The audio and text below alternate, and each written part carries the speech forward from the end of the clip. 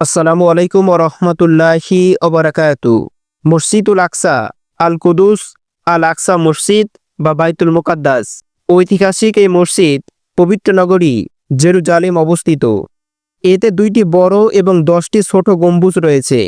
এই মসজিদ নির্মাণের বিভিন্ন পর্যায়ে স্বর্ণ, সীসা এবং মার্বেল সহ বিভিন্ন প্রকার পাথর ব্যবহৃত হয়েছে। এর আয়তন 3500 বর্গমিটার। 5000 মুসল্লি একসঙ্গে নামাজ আদায় করতে পারেন এই মসজিদটিতে। মসজিদে আকসা ইসলামের তৃতীয় পবিত্রতম স্থাপনা। আবু হুরায়রা রাদিয়াল্লাহু তাআলা আনহুতে বর্ণিত, রাসূলুল্লাহ সাল্লাল্লাহু আলাইহি ওয়াসাল্লাম বর্ণনা করেন, তোমরা 3টি মসজিদ ব্যতীত অন্য কোনো মসজিদে বিশেষ সওয়াবের উদ্দেশ্যে পরিভ্রমণ করো না।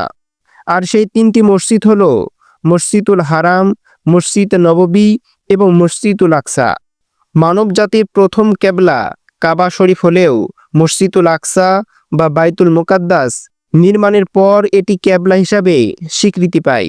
বর্তমানে আল আকসা মসজিদ বলতে বোঝায় কেবলি মসজিদ, মারওয়ানি মসজিদ এবং বোরাক মসজিদ, এই 3টি সমন্বয়, যা হারাম শরীফ এর 4 দেয়ালের মধ্যে অবস্থিত।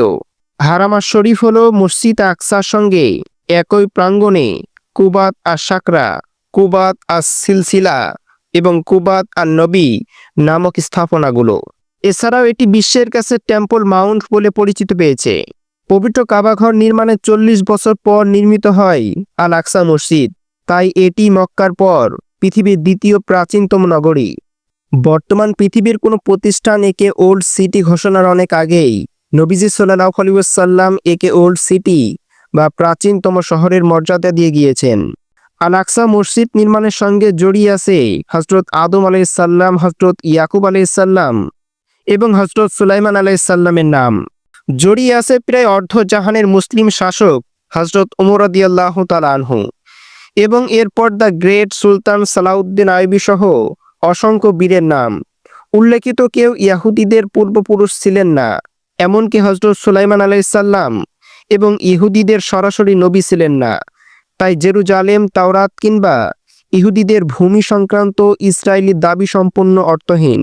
হযরত ইব্রাহিম আলাইহিস সালাম কর্তৃক কাবাঘর নির্মাণের 40 বছর পর হযরত ইয়াকুব আলাইহিস সালাম আল আকসা মসজিদ নির্মাণ করেন।